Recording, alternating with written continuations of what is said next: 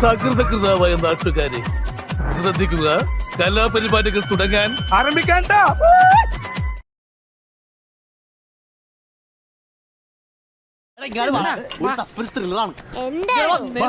നീ എന്തിനാ തിരുവനന്തപുരത്ത് വന്നേ?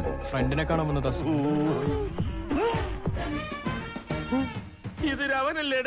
മനസ്സെത്തുന്നിടത്ത് ഭാവവും ഭാവത്തുന്നിടത്ത് രസം കൊണ്ടാണോ? അതാണ് അഭിനയം. ഇത് ഞാൻ പൊളിക്കും. അതന്നെ, എന്തിനാ വന്നതെന്ന്. വെറുതെ വന്നതാ സാർ. പിന്നെ ഒറിജിനൽ ആണെന്ന് പറയില്ലടാ, അത്രക്ക് ആർട്ടിഫിഷ്യൽ ആയിട്ട്. നമുക്കൊന്ന് അവളെ പോയി കാണണ്ടേ ചേച്ചി? ഏതായാലും പൗലോച്ചായനെ ഞാൻ സമ്മതിച്ചിരിക്കുന്നു. ഭരത് അവാർഡ് കിട്ടുന്ന ഓവർ ആക്ടിംഗ് അല്ലേ കാഴ്ചവെച്ചത്. Thank you.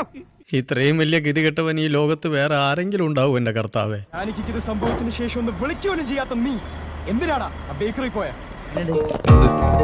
അഭിനയം എന്ന് പറഞ്ഞാൽ നാച്ചുറൽ ആയിരിക്കണം. Acting is what reacting. It is behaving, you know. പിന്നെ ഞങ്ങൾ എന്ത് ചെയ്യാനാണ് സാർ? ജാനകിക്ക് നീതി ലഭിക്കാതിരിക്കാൻ ഒരു കാരണം സാർ കൂടിയല്ലേ? അഹങ്കാരം പറയല്ലോ. അതിന്റെ കുറച്ച് ഭാഗങ്ങൾ കണ്ടിട്ട് ഹോ, എനിക്ക് എന്നോട് തന്നെ ബഹുമാനം തോന്നിട്ട് ഞാൻ കുറച്ചേരം എഴുന്നേറ്റ് നിന്നു. അപ്പൊ സത്യം ചെയ്യിക്കുന്ന സ്ഥലമൊന്നും അല്ലേ സാറേ ഈ കോടതി?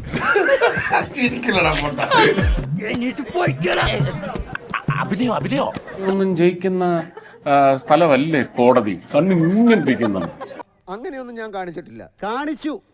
എന്തെങ്ങനെയൊക്കെ പറയണേ? പിന്നെ ഞാൻ എങ്ങനെയൊക്കെ പറയണം?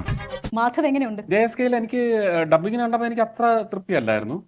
ഇന്ന് എനിക്ക് കണ്ടപ്പോ തോന്നി കുഴപ്പമില്ലല്ലോ. അങ്ങനെ വരാൻ വഴിയില്ലല്ലോ. പക്ഷെ അങ്ങനെ വന്നല്ലോ. വെറുതെ ചിരിപ്പിക്കരുത്. പോയിട്ട് വരട്ടെ. ആയിക്കോട്ടെ.